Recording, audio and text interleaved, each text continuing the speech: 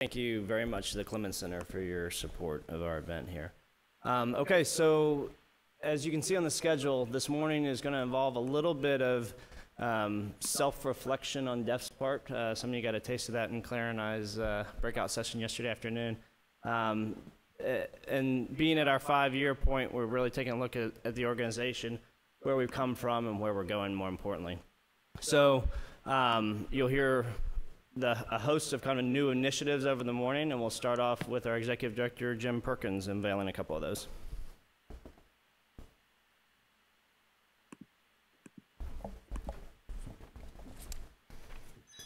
How's everybody doing this morning? Oh man, seriously, I have cough drops. If you guys want some, I have like a whole bag. I knew how day 2 was gonna go.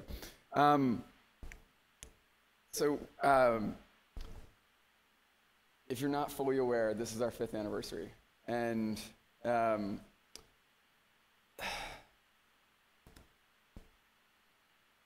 am struggling to find like the words that I want to use to convey my excitement for this. For those of you who know me, I'm not a good public speaker in the first place, so trying to truly express my sincere excitement for this. For those of us who are on the leadership team, this is just an incredible passion project.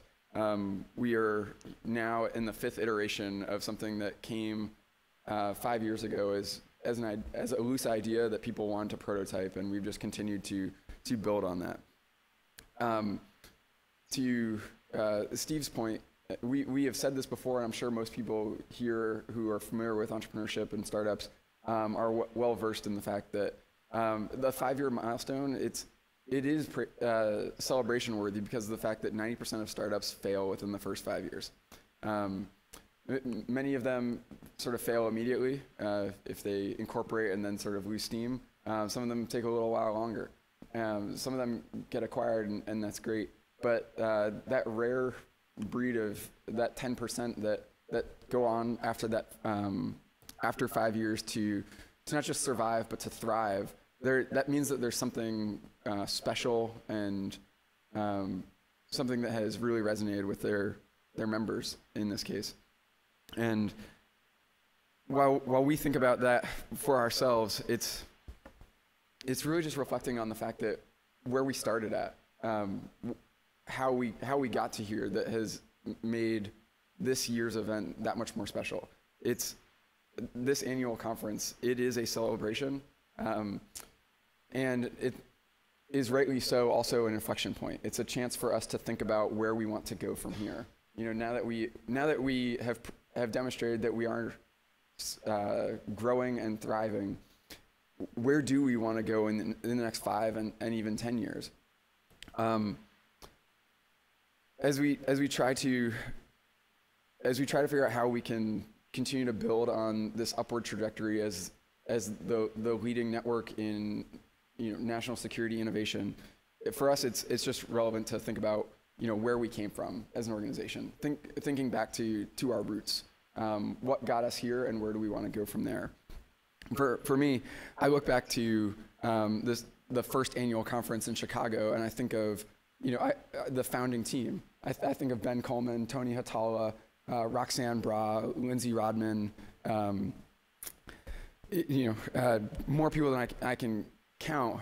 Mark Jacobson, Nate Finney, Micah Murphy, the people who helped stand up this organization. There are multiple people in the room now, right now, who have been at all 5 of these conferences and who have seen the growth of this organization. I count it as a sincere privilege to work every day with Ben and to be able to continue to carry on the ideas and principles that this first project came from.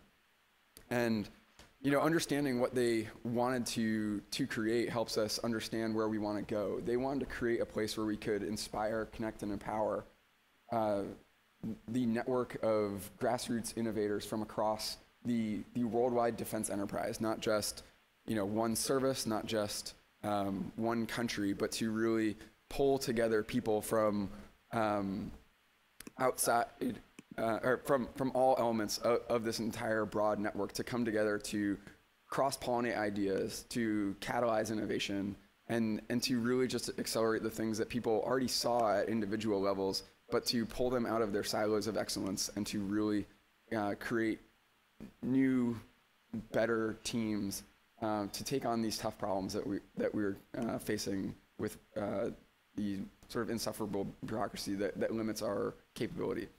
And when you think about that, sorry, I'm doing the wrong thing.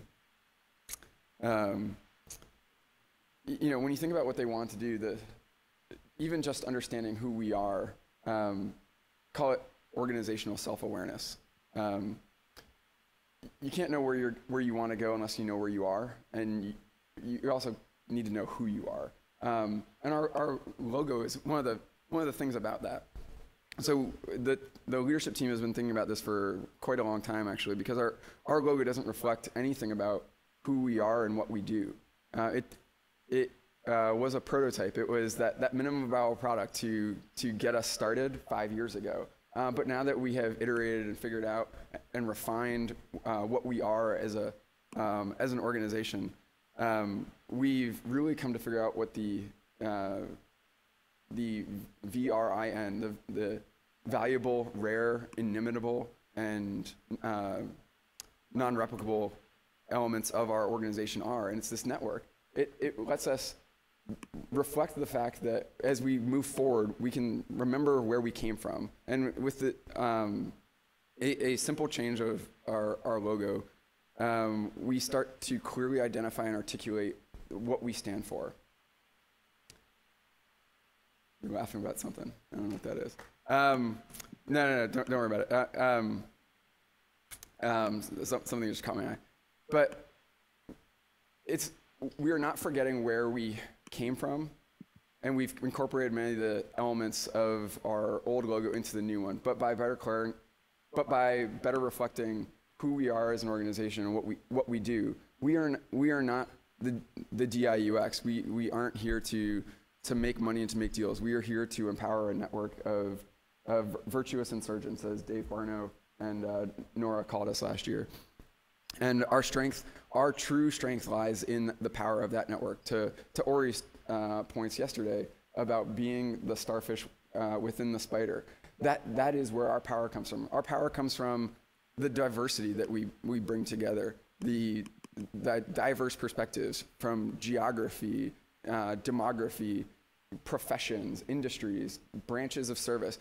I mean, no one's ever going to get joint credit for coming to DEF conferences, but fuck it, you get more out of 3 days here than 6 months on some bullshit staff somewhere.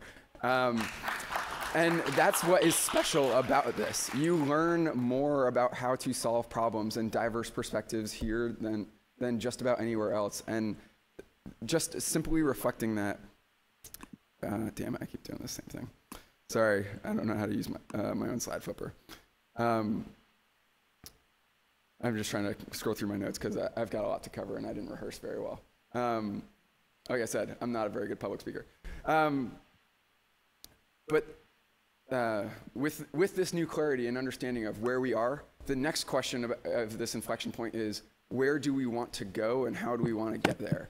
And that's what's even more exciting about this 5th anniversary. It's not, thank God, a burden is off of us. It's we have a new opportunity and tremendously awesome problem in front of us of, what audacious goal do we want to set for ourselves, and where do we want to go? And so we try to look at where we've been and where we've gone from, what we've come from. And when DEF started, it was just a social network that it was literally a forum on Facebook that was allowing people to interact. And it has thousands of members who interacting daily with different discussion topics. And that spawned the first annual conference. And we went from a virtual distributed network to a, once a year in person, really trying to create stronger ties than the weak ties that we had over the internet.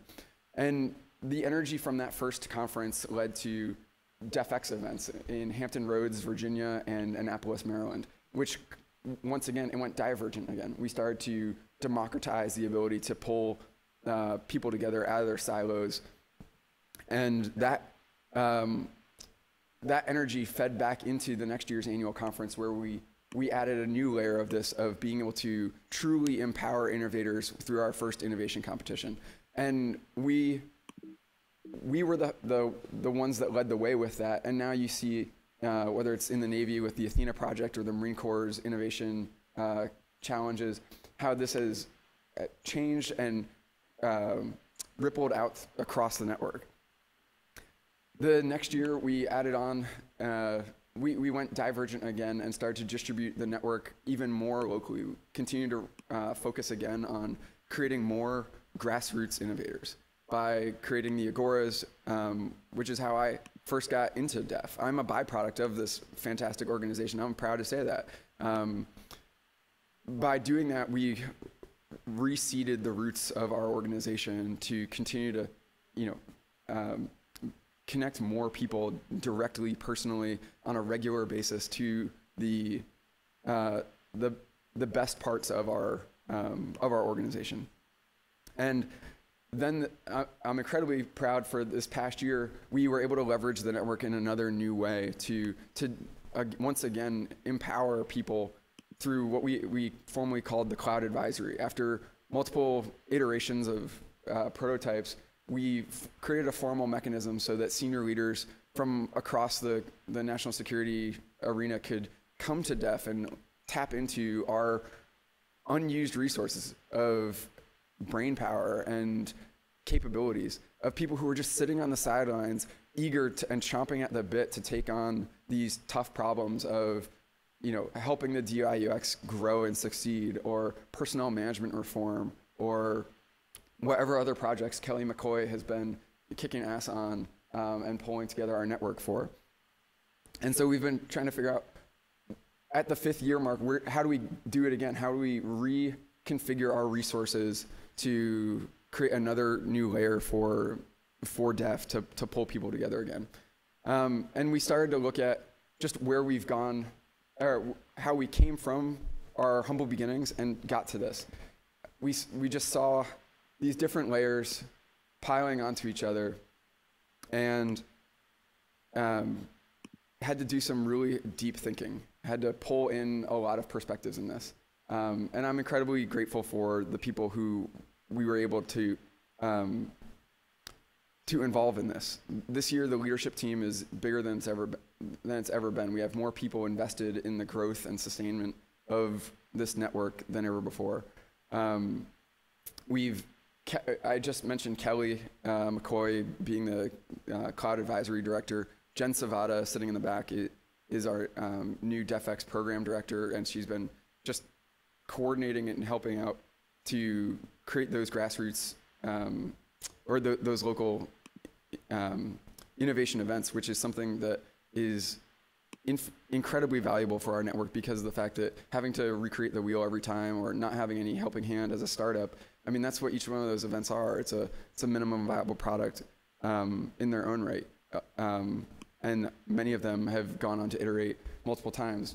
Gary Klein, who was the part of the founders for DEFX Columbus and has been leading our Agoras, he's our national Agora director. But we've pulled in so many other people over the last year too. Kate Kidder is leading sponsorship for us to help us have money that we can use to support all this programming that we're trying to do.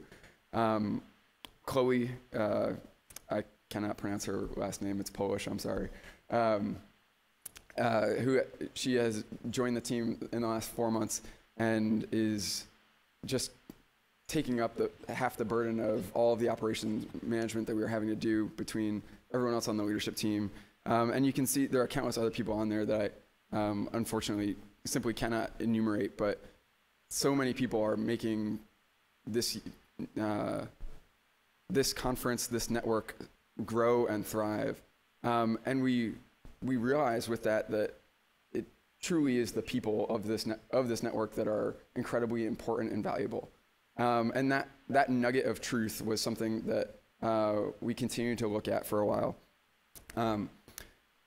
We really just started to think about how might we continue to do more of that at the personal level, inspire, connecting, empowering, creating new nodes of innovation. Thought long about this, and then after going back and forth and trying to refine this, a small group on this, part of our board and one of our more active members, Roger Miso, had some great ideas that came together. And for those of you who know me, in the limited free time that I have, I try to do stupid stuff in the mountains. I like to ski and mountain bike and rock climb and mountaineering and stuff like that.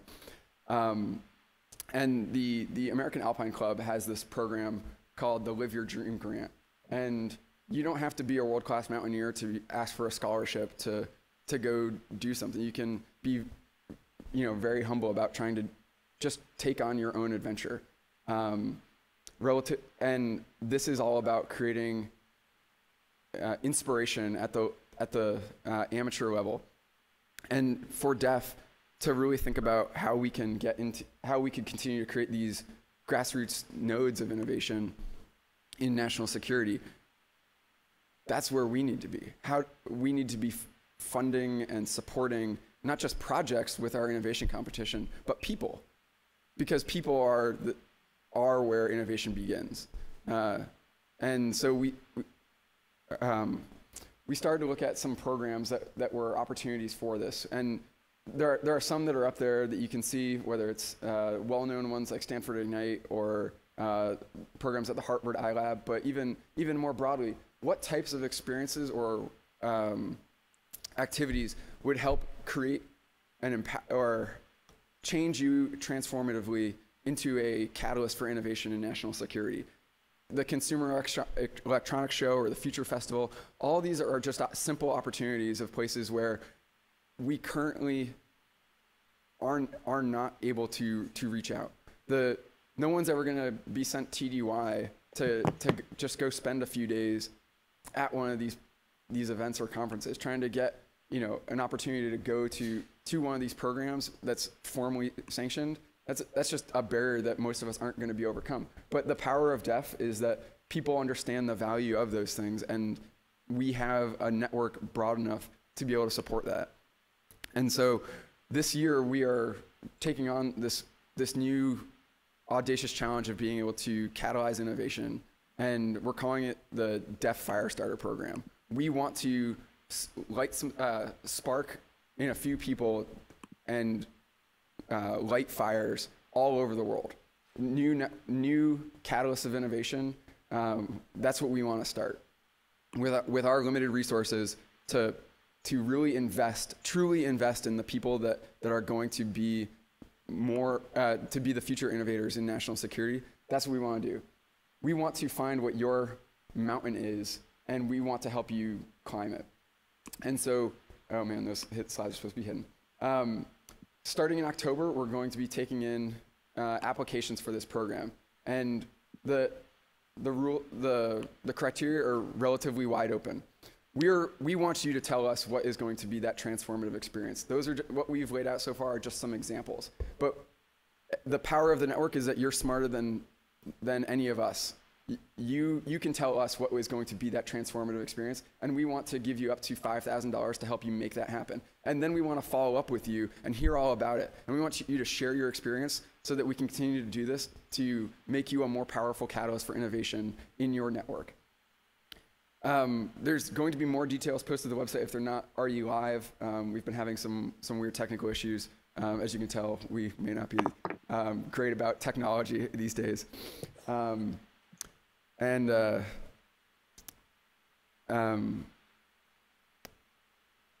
The application window is going to be from October into November. And ideally, we will have between 1 and 5 people selected for this program. And through 2018, we'll be able to follow their progress through this. And then, oh man, yeah, I did not do this right. Sorry, everyone. Oh man, there we go. So I just need to change things up for our third announcement. So I have been incredibly incredibly fortunate to be able to simply be a part of this network for the last 2 years, and in keeping with the traditions of our founding.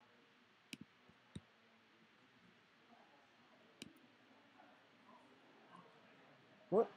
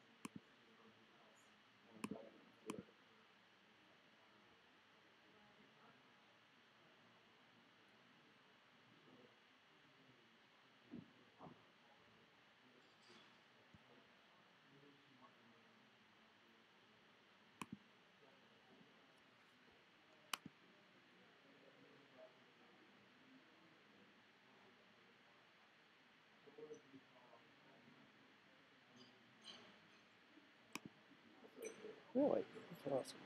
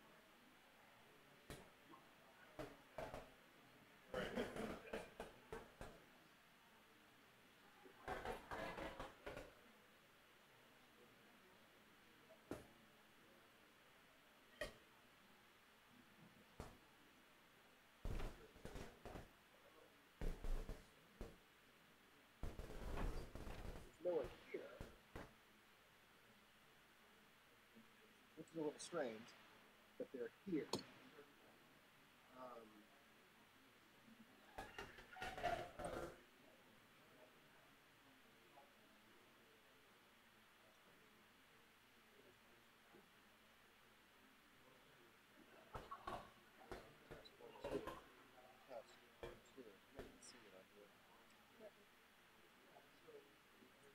E7. How are these marked? E1.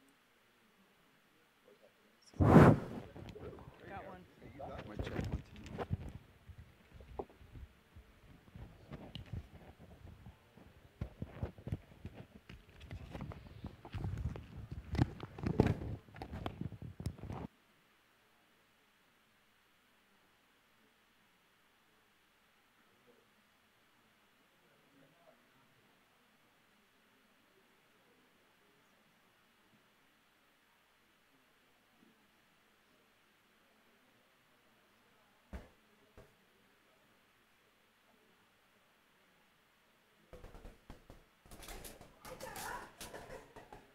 2.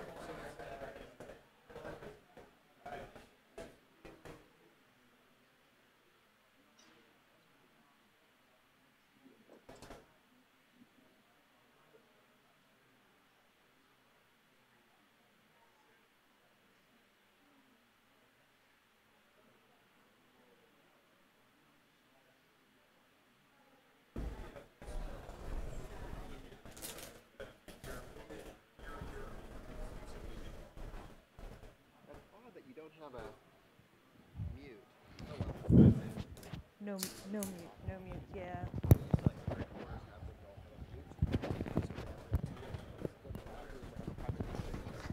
Yeah. Let's see. Does that? How does that work? Probably have to go up higher.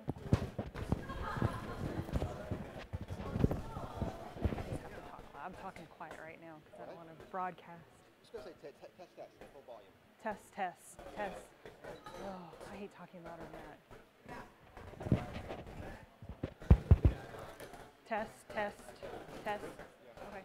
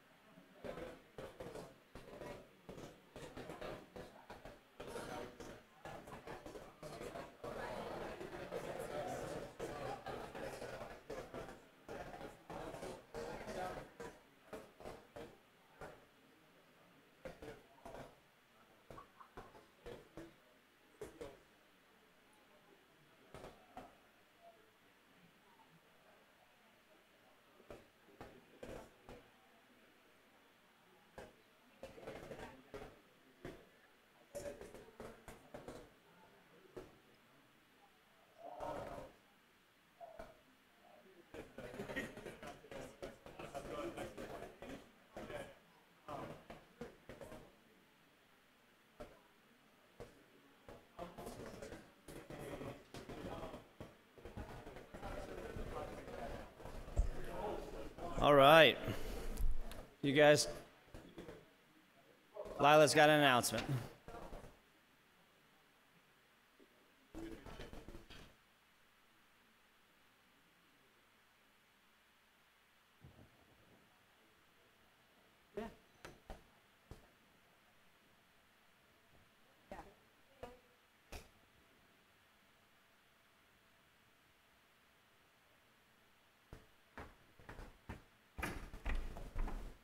So just a quick preview of what we're going to be doing this afternoon. We're going to be breaking into 3 different sections to do kind of a workshop about the problem that you want to solve here at DEF during this conference.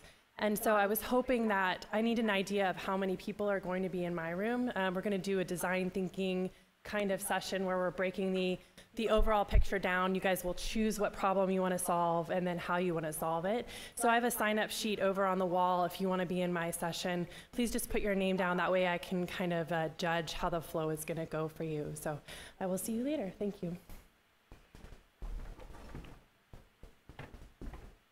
So it's a little bit of deja vu for anybody who was at the first annual DEF conference in 2013, as Claire remembers, because we actually led off with people pitching ideation sessions, and then that was kind of the thing of the whole weekend. So it's interesting to see how some of these things come back again. I just want to take 2 seconds because Jim threw the org chart up on the slide, and we have it printed out in the back there. And I don't want to go, our leadership team has grown and expanded, as Jim talked about, primarily because until we started having a part-time paid director of operations in Chloe, we were an all-volunteer organization. So the broader that we spread the volunteers, the broader we made the leadership team, the less it took off of all our individual plates, right? So growing the leadership team is not growing the bureaucracy. It's bringing more people into the fold to help divide up the labor. And Jim highlighted a couple of people, but I just wanted to circle back to those who have an idea who might want to run a DEFX event. Jen Savada, who is in the back. If Jen, you can raise your hand. Jen is the person to talk to. Those who want to start an Agora in your area, Gary Klein is our Agora director. Unfortunately, he's not here, but you can talk to me about that. And those who have an idea, again, Kelly up front, if Kelly will raise your hand, runs our cloud advisory.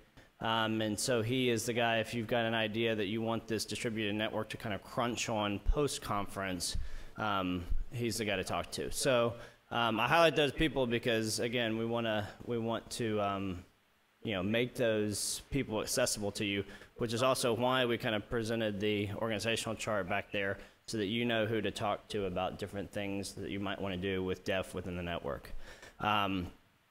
There's one more person I'm going to highlight that we have been remiss in not paying more attention to in the last day and a half, and that's Lila Kostani.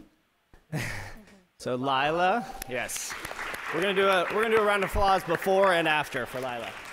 So Lila and Aaron Hoppert, who unfortunately could not be here, are our annual conference directors. So you haven't heard from Lila yet. You probably have seen her kind of zipping in and out and around in places. But I cannot tell you guys how much time and effort that Lila has put into pulling this together. And literally, none of this would have happened without Lila. So thank you. Seriously, thank you. Yes, and great point. So Lila did kind of all the logistics, all the AT&T Center stuff. Aaron Hoppert did our programming and the agenda stuff. And then Jeremy McCoy in the back there. Jeremy, if you'll raise your hand. Jeremy is our annual conference utility infielder, right? He was kind of like whatever kind of fell into the meet the cracks, we're like throwing Jeremy at it. So those people are key and integral in bringing this together, and so we all owe them a deep debt of gratitude. Okay, it was said earlier, it's been said a couple times during the conference, but an experience that I've had of being a member of a leadership team here for the last 2 years, Jim and I both and a couple of others have had the experience to go out and talk on behalf of DEF, right? So anything, living in Washington, D.C. for the last 3 years, anything that has defense innovation, right, we kind of get involved in. And I'm continuously struck in every engagement I have on behalf of DEF and every people I talk to, that innovation is so often equated with technology, right? We talk about technology, we talk about acquisitions and stuff like that. And what I know makes DEF unique is we're talking about innovating people, right? We are a people organization. The core and heart of DEF is people. It's both our value add to as an organization to you, and it's our value add externally as an organization to other organizations, whether it's doing cloud advisory things. What we bring to bear, though, is a bunch of smart people who want to affect change for all the right reasons. This is a people-centered organization. So in that vein, we have talked about several years about, where is DEF? Again, that kind of whole self-reflection stuff about where is DEF? Where do we sit in this ecosystem of innovation? How do we capture our value add? To external organizations? And so about 6 months ago, when I got an email from Kristen Wheeler at Naval Postgraduate School saying, hey, we've been doing social network analysis, and it just so happens we map out nodes and networks of people, and DEF falls right in the center of this ecosystem. And, I was like super excited. I was like, this is it. For the thing that we've been trying to wrap our head around so long, an outside organization just kind of came across it and came across our network, and it was so validating for what this organization has become. So I am super excited to hear Kristen's presentation on social network analysis. Come on.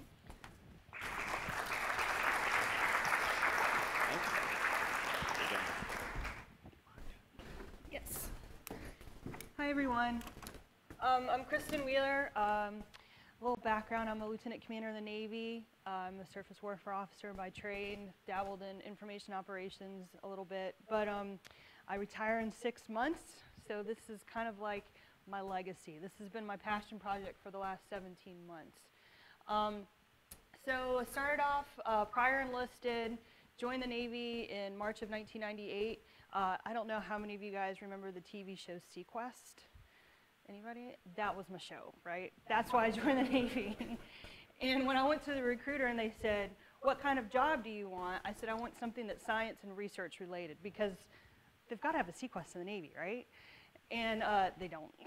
But it's coming, apparently, because we are at this inflection point where things are getting weirder and wilder, and the dreams are starting to become more and more realized, right? Here, 20 years later, actually like 25, almost 30 years later since Sequest.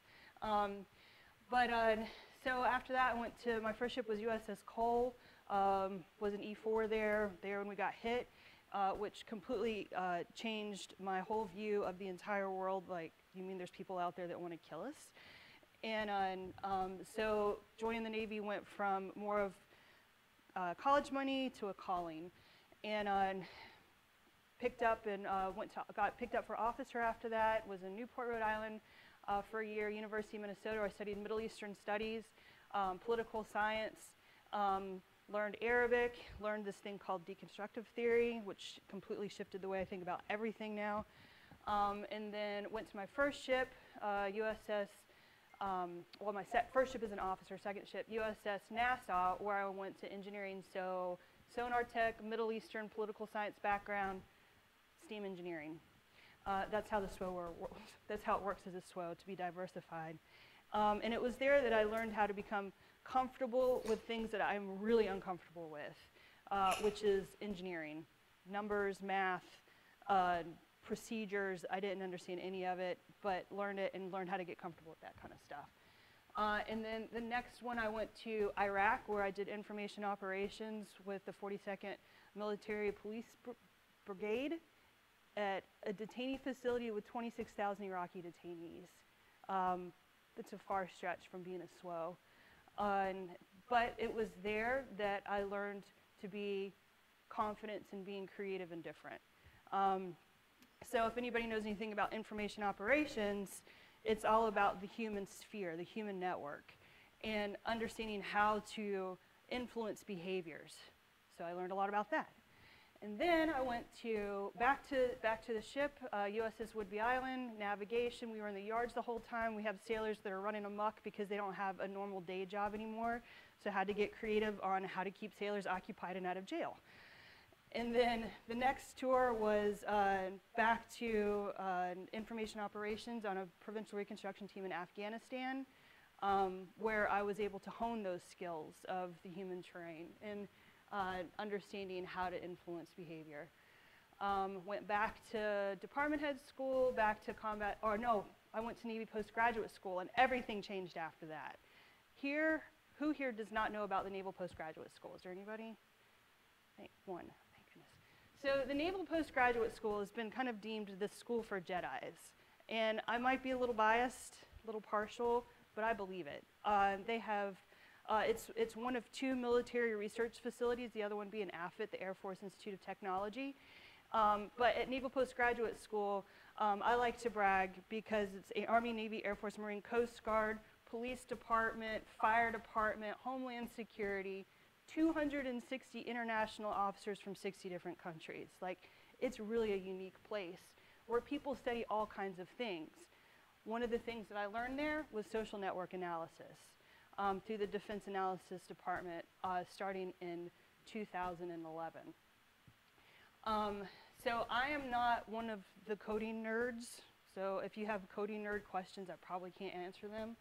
But I do have some answers for some things. So let me keep going down the story. So fast forward, end of Navy Postgraduate School, go to combat. Oh, I took this class at Navy Postgraduate School called Coping with Wicked Problems, which we are all familiar with a wicked problem. Something nobody can agree on the solution because nobody can agree on what the real problem is, right? And one of the ways that we learned 4 different methods of just coping. It's not how to solve, it's just how to cope with this thing, right? Was using design thinking. So this is in 2011. We got to visit Stanford's D School and IDEO Labs, and my mind was blown. Like, I didn't even know this stuff existed. So fast forward to 2014, and I'm on USS Iwo Jima. We're sitting off the coast of Yemen. Civil war is breaking out. We're the tertiary response for getting the embassy personnel out.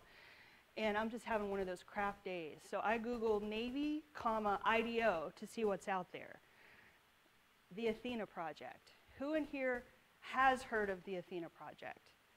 Okay, so the Athena Project, for those of you who don't know, was started in 2013 by then Lieutenant Dave Nobles, who's now Lieutenant Commander Dave Nobles in the Navy Reserves. But he was a combat systems officer on the USS Benfold.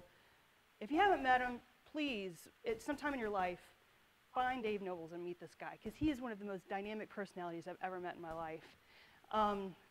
But he started the Athena Project, which was for deck plate, you know, our bottom level, our people that are closest to the problems can be able to have solutions and send them up in a Shark Tank style. So 6 people would get together, well, a whole bunch of people would get together. 6 people would pitch their idea at usually like a microbrew, someplace out of uniform, which gives sailors the chance to like go from ideator to a committed ideator, where they're actually starting to learn how to express their idea out loud, and then be able to rebut challenges or think through like, maybe that isn't the best way to do this.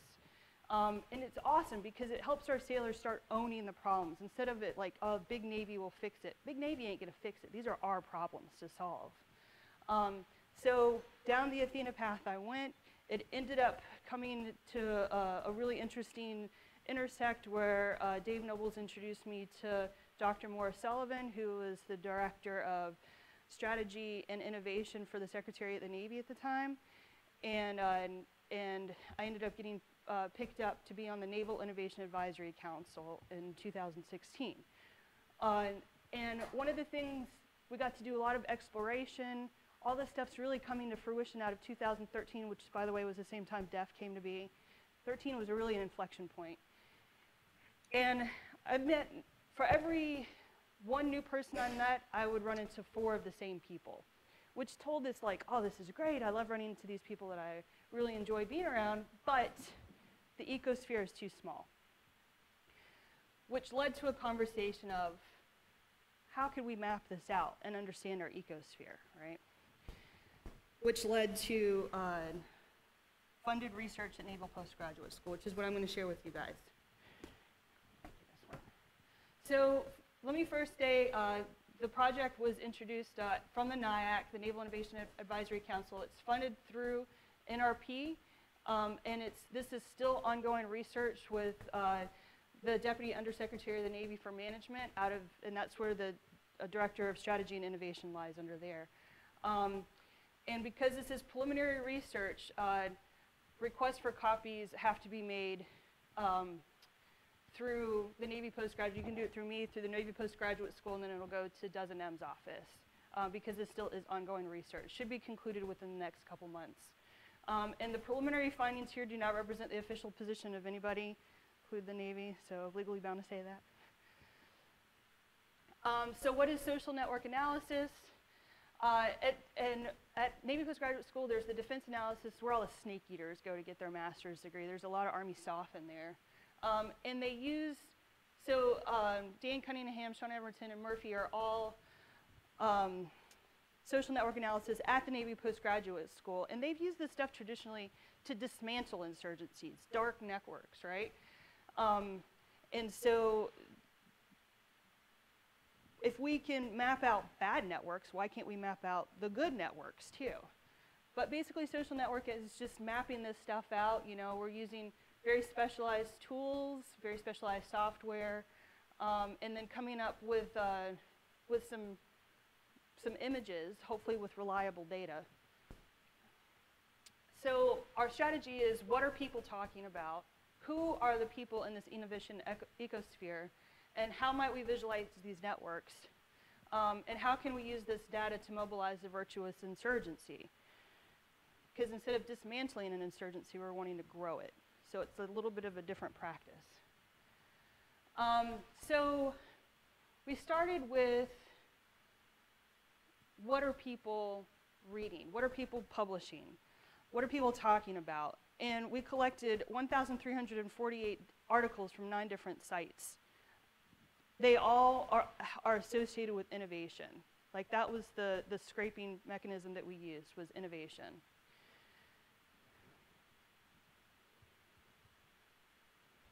Maybe. And using this tool, the Latent Dirichlet allocation, LDA, I can never get that second word right. What this does is it took and scraped all this information from all these 1,300 websites, and it sorted topics, and we set it at 24. We wanted to know what the top 24 topics were that people were talking about within the context of innovation. And these were what we came up with. So here's the first 12 of the 24. And it looks like a lot, and it's kind of, this is where we start kind of like picking some of the pieces up. But for example, like you can see under topic number 4, capabilities, military technology, forces, defense, future systems, force, war, strategy, threats, technology, strategic weapons. That to me says third offset strategy, okay? So it's kind of a matter of trying to like figure out what these words all have in common. It's a little bit of a game. And then, for example, topic number 7, Army Training Operations Command, Forces, Mission, Unit, Combat Soldier, Special Commander, Soft Support. That's clearly Army, and it's grounded, like it's more ground war kind of flavor to it. Topic number 11 is the one that interests me the most. Innovation, military, leaders, officer, leadership, ideas, officer, change, organization, culture, disruptive, senior, junior, innovative, thinking, education, leader, core, talent, thinkers, professional, creative, idea, command. Topic 11, I like it, right? So here's the next 24 out of that. It's a lot more words in there. So then what we did next was, now that we have these topics that was scraped from just think of all those words from those 1,300 documents all together. Now we're going to look at how each article relates to that topic. For example, topic 11, here's innovation, military leader ideas topic. There's an article of why military innovation is so hard. that gets binned under that one. But it also, that same article can get binned under topic number 1, which I'll talk more about. So the visualization. Are you sitting down? Right? So here's all those articles. 1,300 articles right there. You see how they're all kind of related to each other under using these different topics, right? So the black squares indicate each one of those 24 different topics. And over on the left, you can see there's 9 different colored circles, some of which you might recognize, like SimSick, Defense Entrepreneurs Forum, General Leadership. These are all different publication sites. And each one of those nodes is an article. So for example, a pink node over on the right, like one of these, like you can look and see one of these dots way out on the outside. I don't know how well the colors are coming up there for you. But it was an article that was published on Small Wars Journal. So what, right? So this is just explaining. So we've got each one of those dots is an article. The black squares are the topics. And then the ties, you can see those gray ties in between those articles to see how they're kind of related to each other.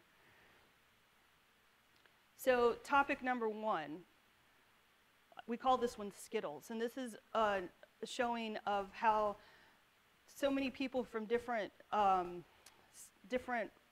websites are publishing on different websites about topic number 1.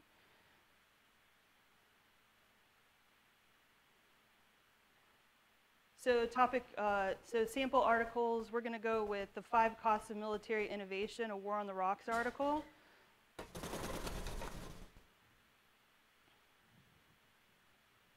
Something just happened. So you can see that little tiny green dot on that outer part of the rim. I don't know if is there a pointer on here? No. So you'll see the red circle, and then northwest on that circle, there's a little tiny green dot, and that's that article, The 5 Costs of Military Innovation. It is 30% related to topic number 4, which to me says third offset strategy, like the future tech, right?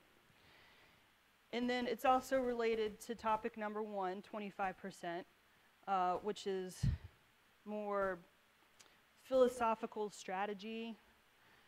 And then it's related to topic number 12, which secretary acquisitions, industry budget, business, like how this thing is going to get paid for probably, or could put, that's 5 Costs of Military Innovation. I'm going to make an assumption that it's probably along the lines of it's going to be expensive to do this stuff. But you can start seeing how much there is a relation to that topic.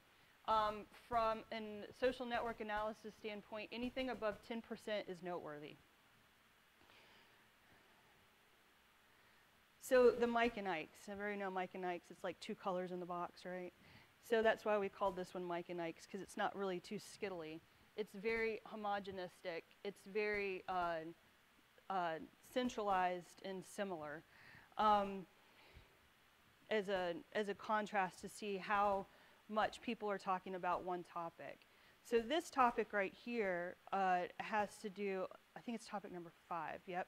And it has to do a lot with management, leadership, I've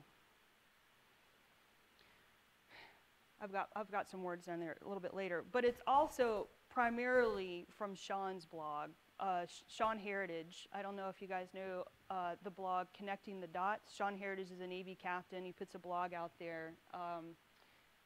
Very prolific writer, but it's also very centralized about, I'll get to in a second. So there's an article he has on there, the Innovation Treadmill. So we can see where that lies. There's a blue dot down to more towards the north side of that red circle down there.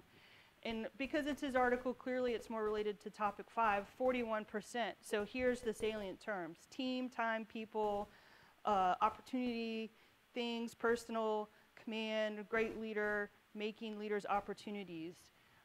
So it's a little bit less innovation and a little bit more management related, right? But it's also related to which is that fascinating one to me, 19%. So then we're going to get to the Virtuous Insurgency article, which has been the inspiration for this 5th anniversary of Defense Entrepreneurs Forum and has a lot to do with the research on here. So there is that green dot down where those two lines meet is where that article lies on this map, and it is 23% connected to that topic 11 and 22% connected to topic 12, which goes back to the acquisition stuff again.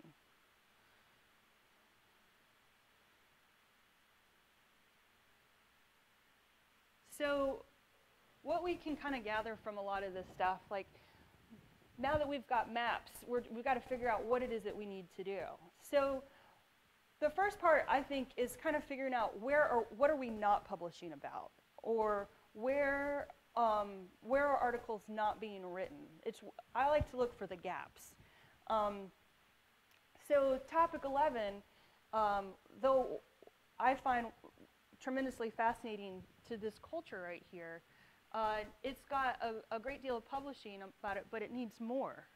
So that to me leads to, Ori said yesterday that information does not change behavior, but I would say that information is attributed to creating and solidifying a culture, which then can change behaviors. So I don't know if you're publishing or not. If you are, you should. Don't be scared. There's plenty of places out there where you can get writing advice or help. There's a lot of military writers out there. But if you don't want to write, then at least share. Share the articles out there so we can get it more proliferated, because this is how, from my deconstructive theory background, how myths get perpetuated, right? This is how we build the culture. So who are the people in the Defense Innovation Network that are contributing to this culture? Sitting down? It's huge, right? Like, it's not the same people I keep running into at the conferences every time. This is huge. And this all goes back to, sorry, Jeff, but it started with Athena. Like the Athena, this is all Twitter, Athena Twitter page, and then expanded it out from there. And you'll see I don't know how the colors are coming out from this angle, but there's blue up in the top left-hand corner, there's a yellow in the top right-hand corner, there's kind of a green that's pushing out over this way underneath big picture, and then there's this pink color that's down in the lower left-hand quadrant. So those are quadrants of modularity. And this is basically 4 subcultures within the innovation realm, the defense innovation realm too. Some of it is around the outside of it, is not necessarily defense innovation, but they are related somehow to this sphere. So chunking out these communities right here, there's the blue one up here, and blue tends to be the early adopters. Defense Entrepreneurs Forum is in the blue realm. War on the Rocks, Task and Purpose, several of our early adopters like Ben Coleman and Dave Nobles, those guys are up in this blue quadrant primarily.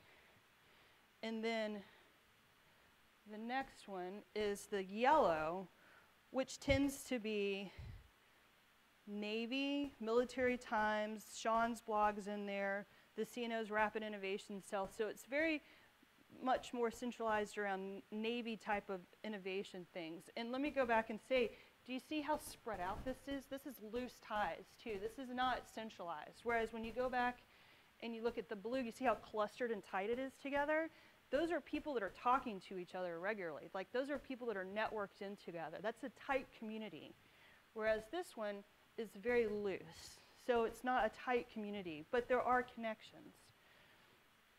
And then down here we have the pink, which is the largest cluster. There's the most amount of them. But it tends to be the civilian news agencies. CNN is in there, you know, Newsweek. Let's see, SimSec is down in there as well. But it tends to be more of our media outlets, people connected to media outlets down there. And then the last one, very dispersed, is what I call the Silicon Valley or the joint innovation one. So you've got MD5, DIUX, IDEO, Google, BM&T, Hacking for Defense. That's over here in the green. So another note on here, let me go back a couple slides and I'm about to this part, is the big picture. It's kind of harder to see on here, but this part right here, over that way, is IDEO, right? Everybody familiar with IDEO?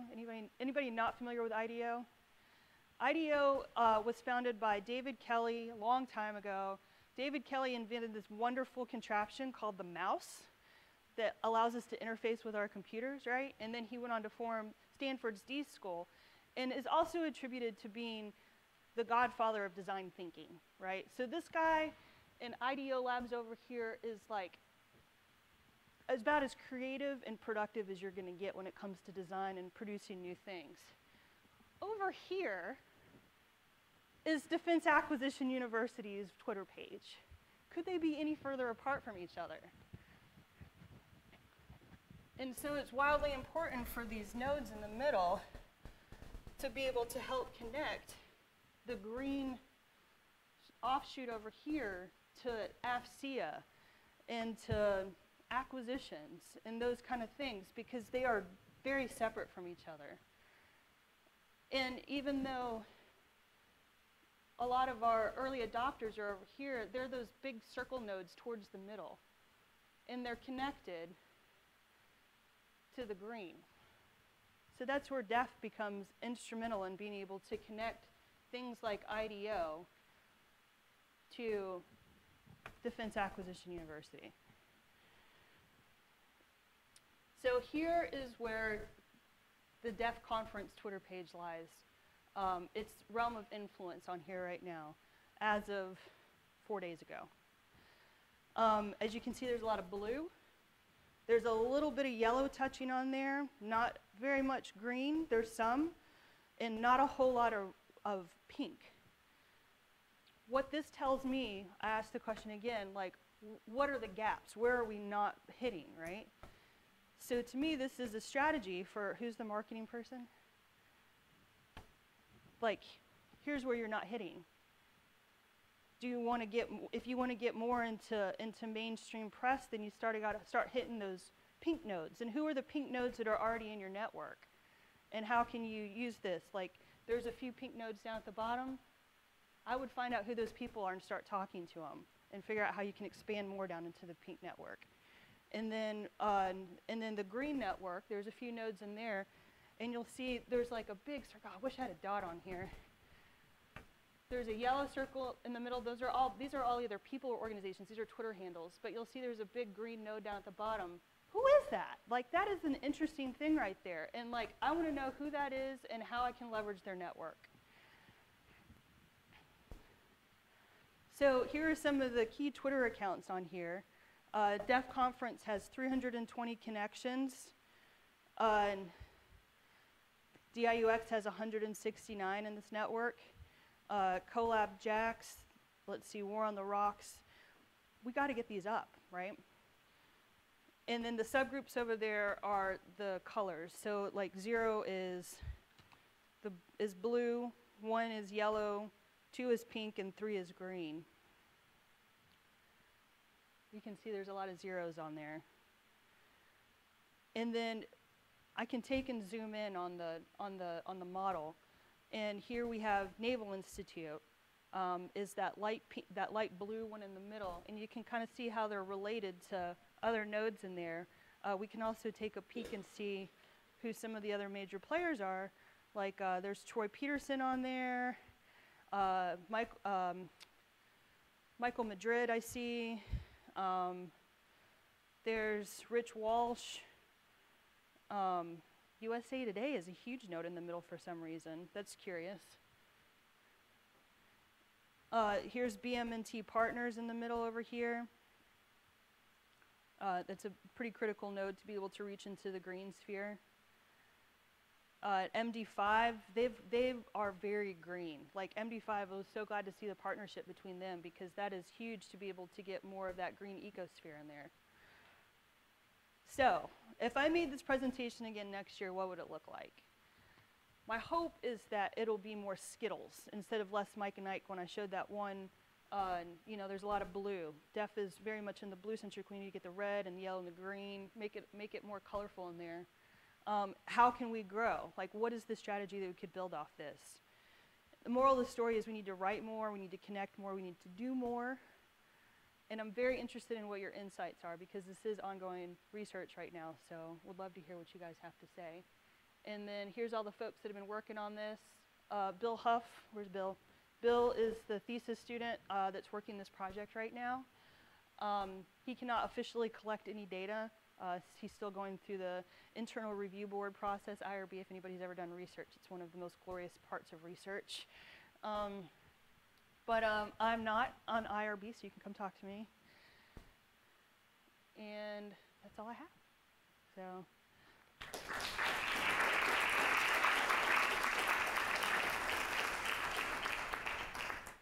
Do we have time for questions? Okay. Anybody got any questions for me? No?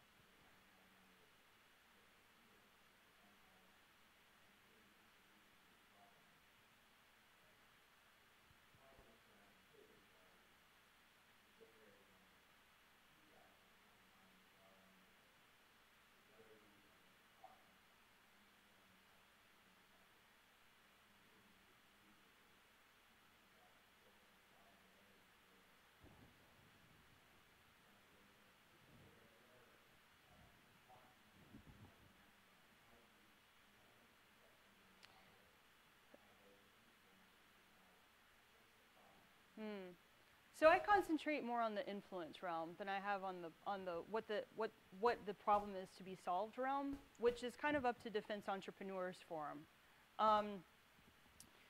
So the question is, what problem do we want to solve?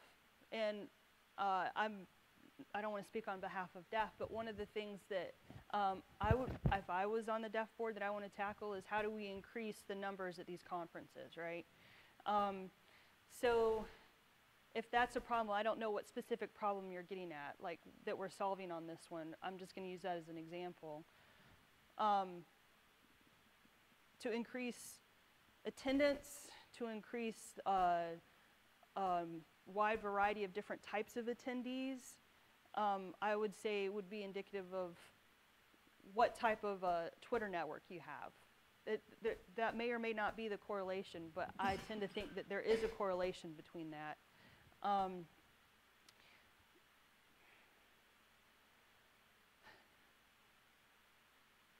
Building a, I mean, I don't think I can build a, I mean, I can't build a strategy off of it up here right now, but I don't know, a feedback loop.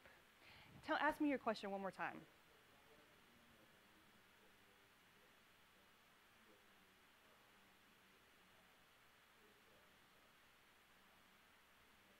Okay.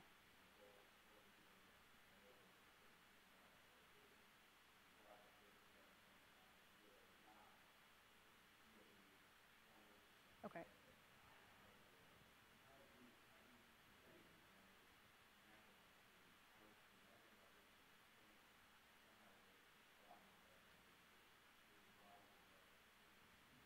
Yeah. No, we haven't done that. That's as far as we've gotten is just this so far, but that's an excellent point to where we can use this as a roadmap to determine, are we connecting more with what is the modularity decrease between the blue and the green sphere over time. So next year we could come back and see if the blue and the green are closer together, or maybe they even merge into the same color, decreasing the modularity difference between them. That would be a quantifiable way of determining, is there relationships being built on Twitter which could indicate that there is work being done behind the scenes. Does that kind of answer it?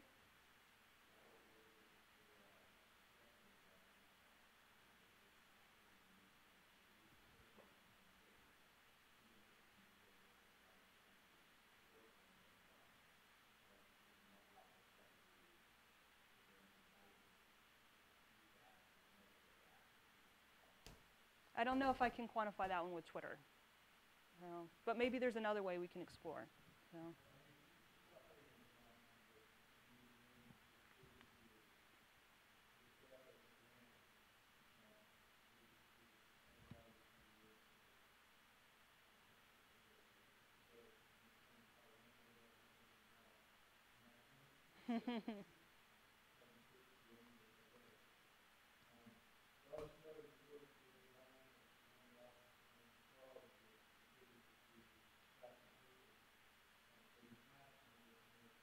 Mm-hmm.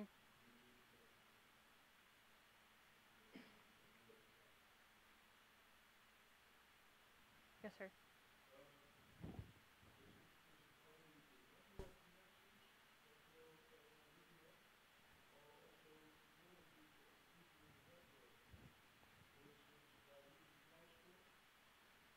I don't know what cloud source is.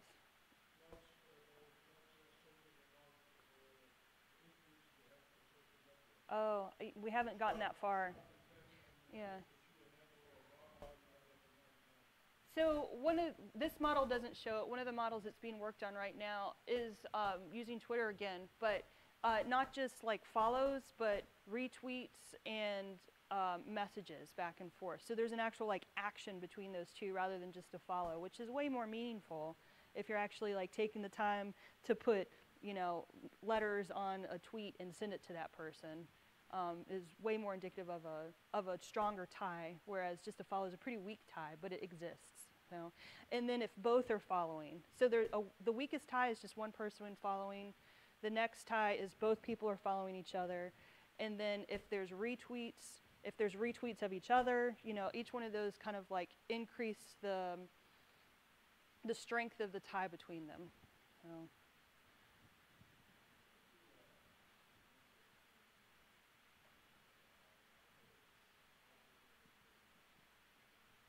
There's none.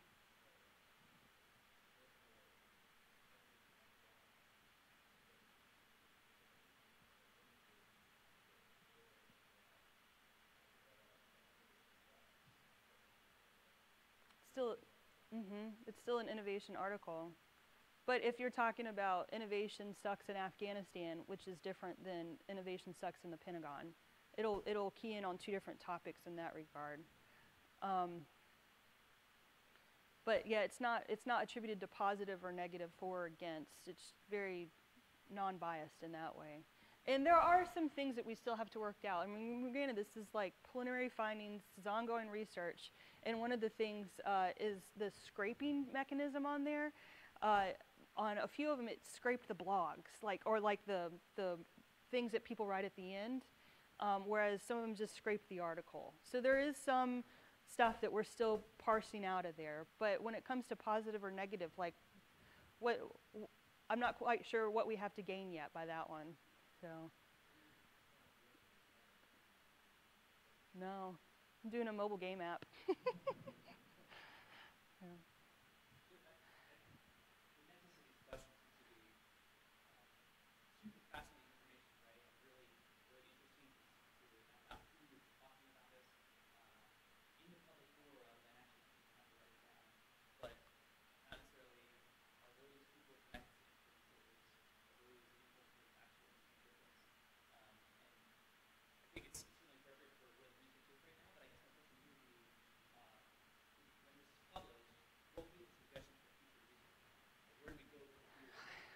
I don't know. There's like so many different ways to go with that, and it really kind of comes down to money at the end of the day. Because Navy Postgraduate School is like any other university where they use a lot of research dollars, and that's what funds the research assistants and the professors there. So that will be a big driving force, first of all. But I don't know. Like, where do we go with this? That's like one of the questions why I brought this here to propose it out there is like, what else could we learn from this? Where else could we go with this? Like, this is kind of the first big step towards mapping all this craziness out. Does it grow? You know, and is Twitter even the best thing? I wish that we could use LinkedIn. God, I wish we could use LinkedIn. They would shut us down in 2 seconds flat if we scrape their data. Like, they are very proprietary. So I like my LinkedIn account, and I don't want to get it shut down. So, and everybody that has one doesn't want to, you know, and if you start a LinkedIn account, you can't scrape with just one contact. You know, it's really about how many contacts you have is the starting point for being able to get that stuff. But Twitter is kind of the best thing that we got right now. And there's also some stuff in here like NSTXL. Have people heard of National Security Technology Accelerator? Not MD5. It's a different NSTXL. Okay. So they were granted a $100 million single source contract from the government, and they have an OTA to go out there. So like SoftWorks, people heard about SoftWorks down in Tampa, Florida. Like they help fund that stuff. They are barely on here, and they are huge, like wildly influential. They just don't tweet, you know. So there's bias in there towards people that do or don't Twitter.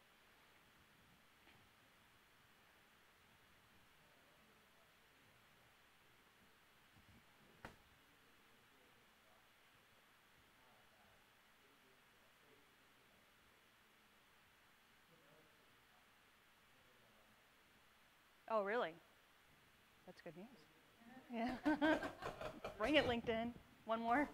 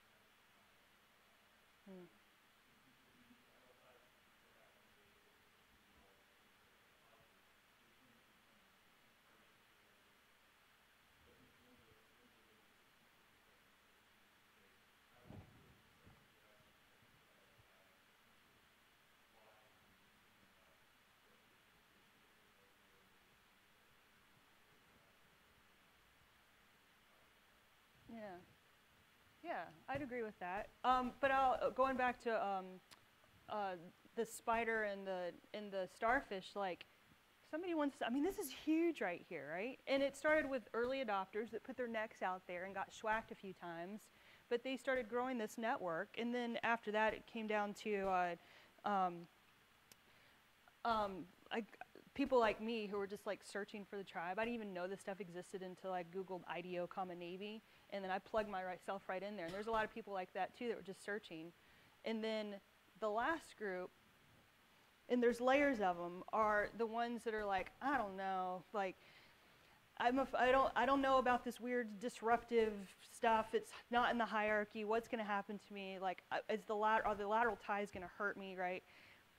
But I feel like it's gotten big enough to where this is nearing a tipping point. Like, this is an inflection point right here, where there's so many people that if you step over that ledge out of the status quo and into this starfish realm, like, I don't think you're not going to get hit that hard. And if you do, there's enough people that will write articles about it in here and shame those who have, you know, harmed the starfish somehow. But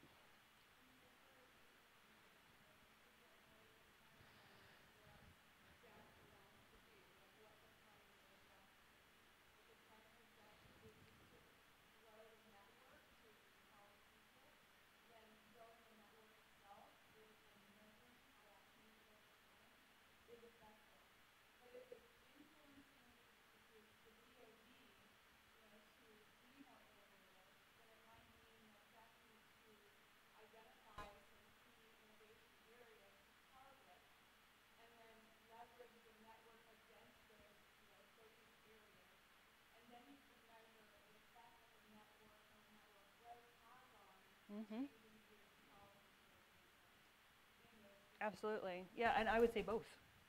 Yeah. All right. Thanks, Ben. Thanks for your time, everybody.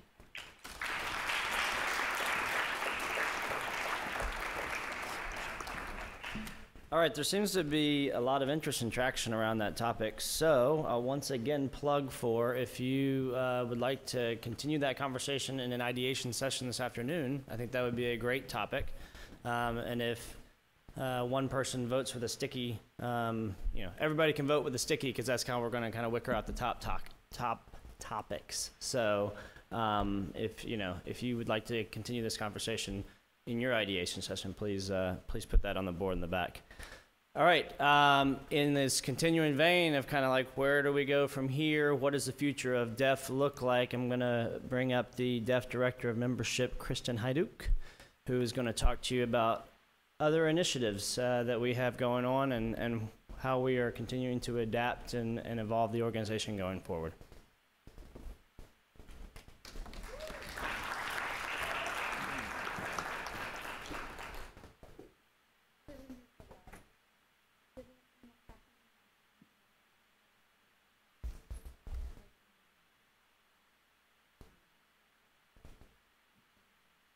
You're all set? Yeah.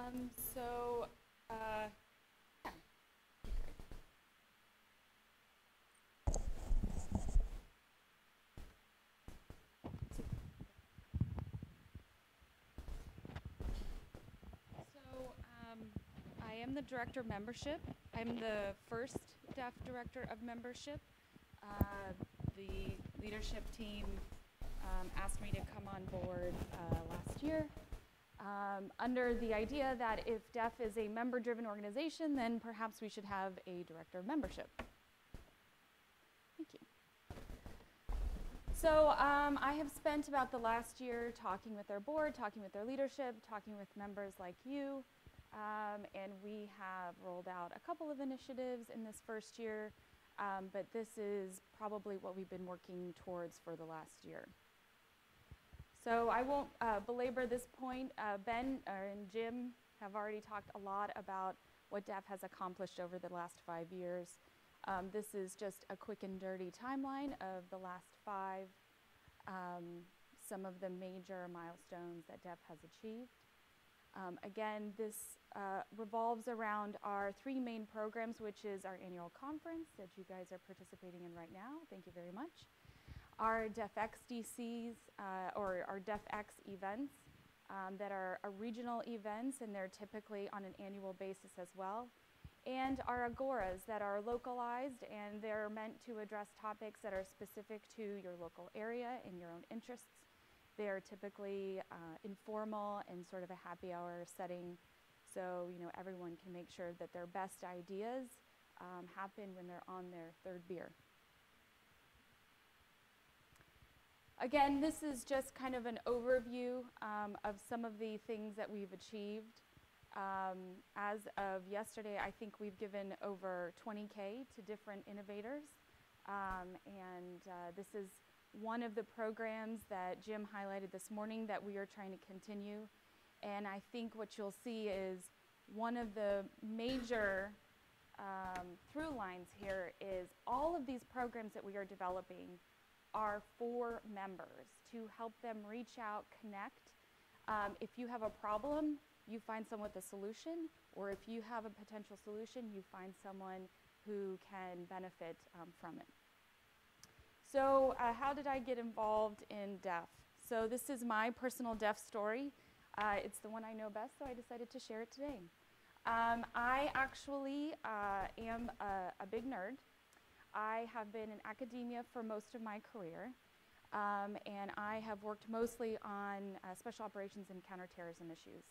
I really wanted to work in the Pentagon because I felt like that was, if you're going to be a researcher, you should know what your research is actually informing. But it turns out there is a hiring freeze. So I was like, okay, I got to find a different way to get to where I want to go.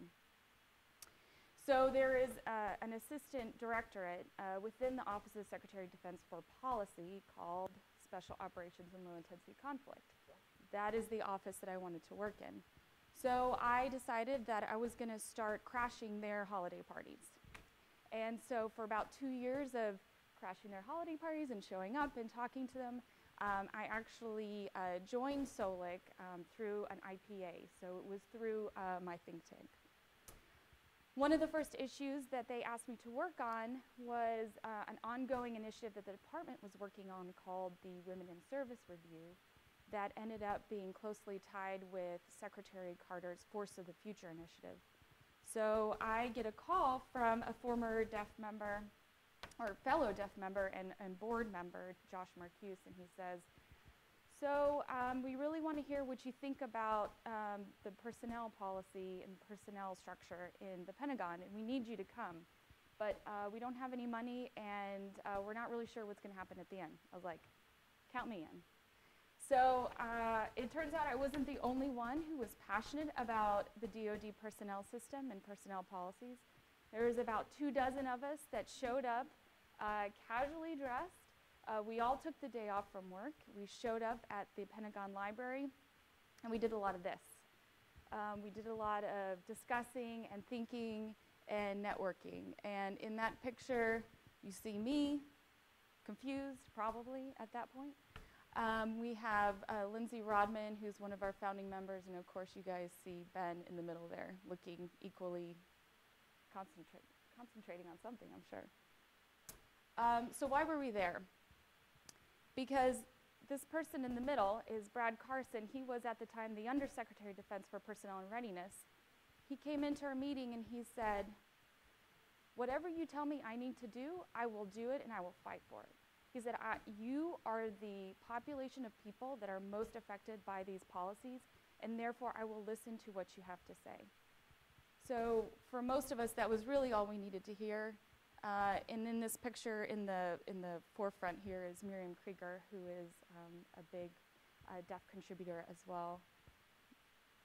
So this is what we ended up producing. It's about 75 pages, give or take.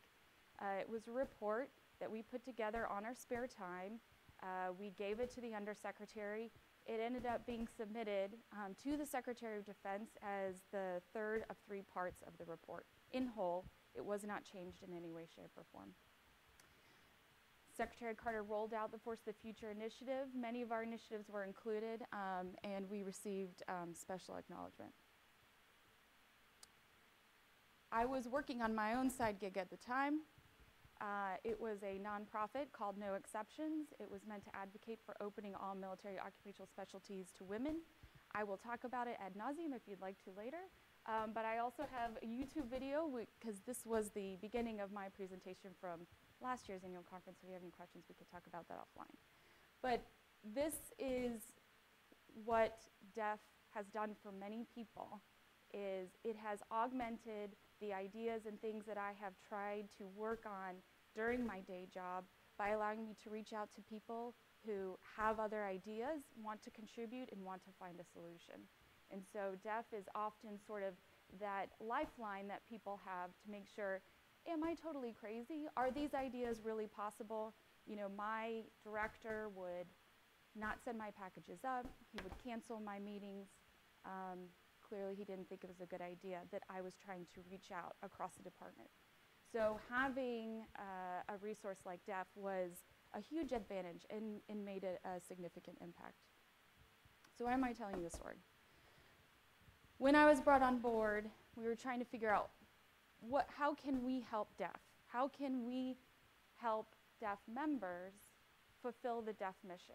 We don't want to get in your way. We don't want to tell you what the problem is, and we don't want to tell you what the solution is. So like Ori said, how can we create a platform for the Starfish organization? So these were the goals that I put towards the DEF board.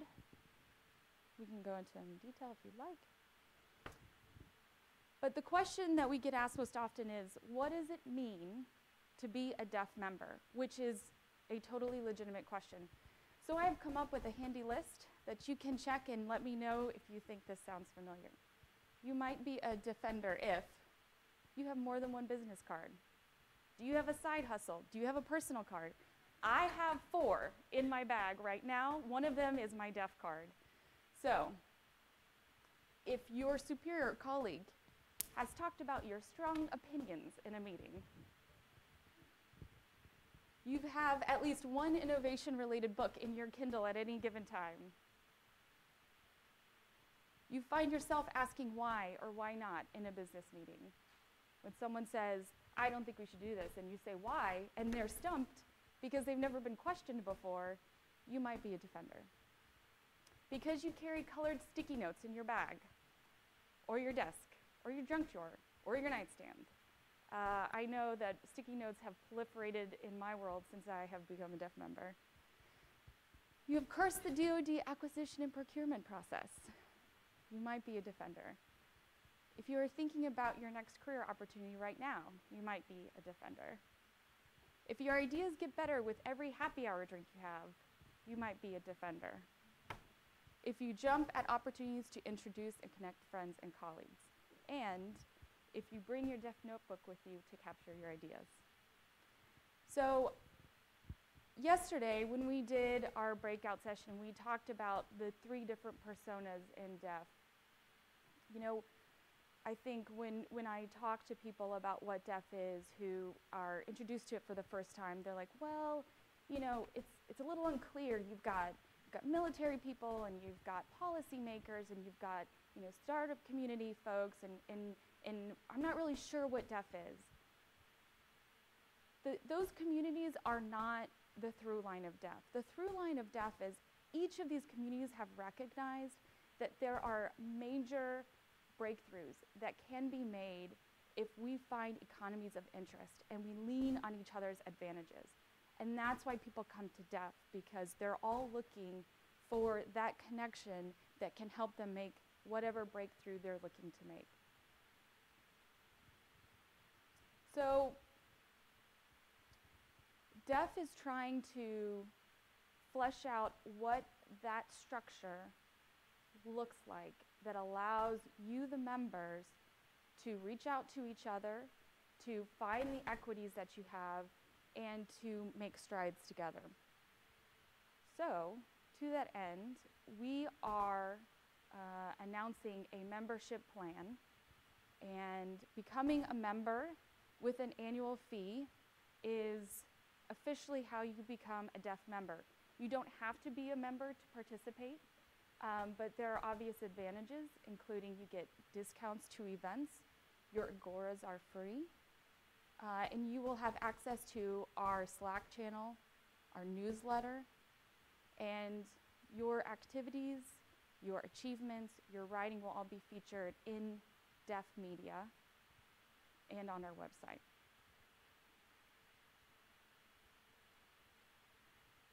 As we reach out to different communities,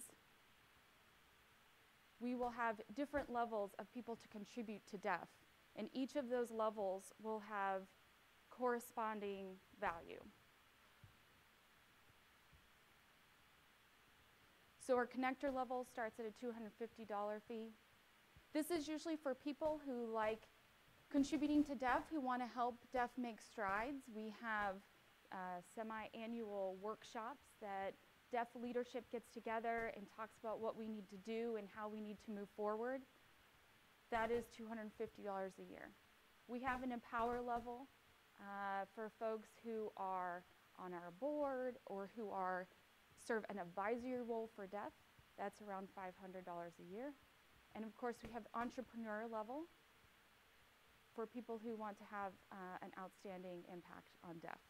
And again, each of those have corresponding benefits that go along with them. Ben is going to walk around one-pagers that describe what the membership plan means, and you can take an extra copy in case there's someone that you know that you think might be interested in deaf as well. So why are we doing this? So all of this started with this article. Ben Coleman, one of the founders, wrote an article in Small Wars Journal, one of the periodicals that Kristen mentioned in her briefing, and the comment section exploded, and this turned into a series of articles. From there, we had our first annual conference, and then from there we grew So this is Chris O'Keefe. This is from this year's leadership workshop. There was about 25 of us. We met at the Center for Strategic and International Studies, and we planned out what our goals and our hopes for this year was for our members. This is from our DefX Silicon Valley. This is one of their panels. They met this year. This was one of our newer DefX nodes that we've grown recently. We've been mentioned by Tom Ricks in Foreign Policy, talking about the benefits of innovation and what DEF brings to the table.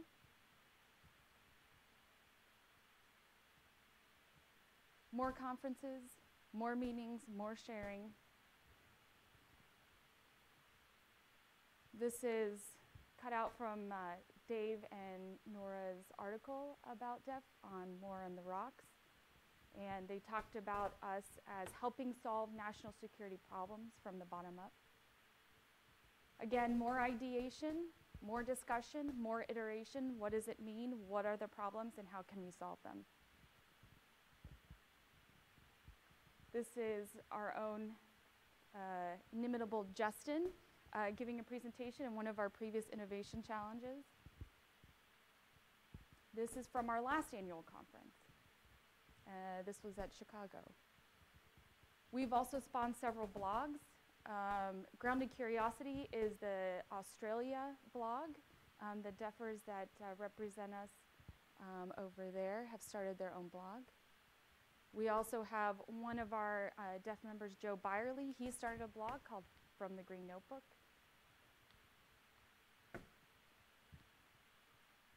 This is a great picture that I particularly liked from our DefX Australia event last year. So what does this mean? What does this money go towards? Why is this something you want to buy into? So we have over 1,400 people that have touched, participated, spoken, and been a part of DEF in the last 5 years.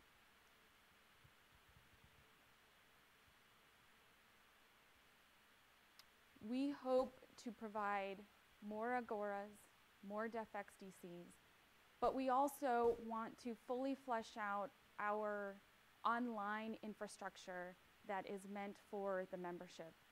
So as of this weekend, we have launched a CRM for our website. It will allow you to create an account. It will allow you to keep track of all the events you participated in. But furthermore, if you become a member, there will be a member directory where you can search and get in touch with any other DEF member online without us ever having to be involved. The Slack channel is the same way. You can get in touch and you can talk with the DEF community at any time for any purpose. We have a great cloud advisory program. We've had a lot of successes with them. Eastern Foundry, DIUX, the Naval Institute. So this is something, all of these great successes, these are something that we're trying to provide resources to enlarge and to replicate and to increase the successes that we've had.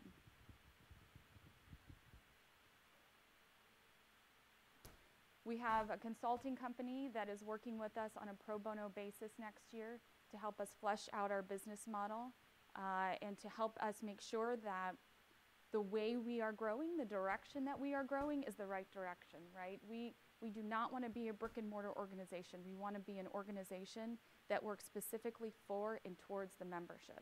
And so it's not about, we don't come up with the problem and we don't come up with the solution. We provide the convening authority to allow you to get together, to share your ideas, and to find where your commonalities and your equities lie.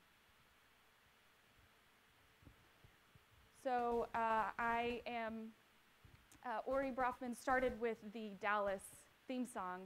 I laughed because I was about 25 when my parents admitted that they actually named me after the character who shot JR in Dallas. So I did grow up in Houston, and of course when I see things like this in Virginia, I take a picture. So I'm here to answer any questions you have. So is Jim, so is Ben, so is Justin, so is Harlan. This is This is our opportunity to take DEF from a startup to a fully fledged organization that provides member services. So we welcome any ideas, questions, or comments you may have. And that's it. Thank you.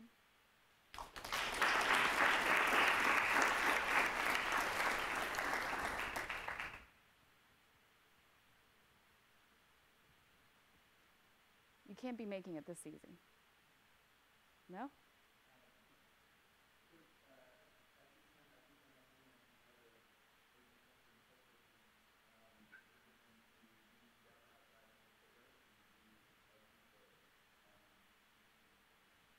So before you do that, go on to the DEF website, click on the Join Us tab, and it will follow all the instructions you need to become a member. And I want to add one more thing, which is if you become a member today, and while you're here at this conference, you can include the code DEF2017, and you will get a 15% discount on your membership for this year. All right, thank you very much.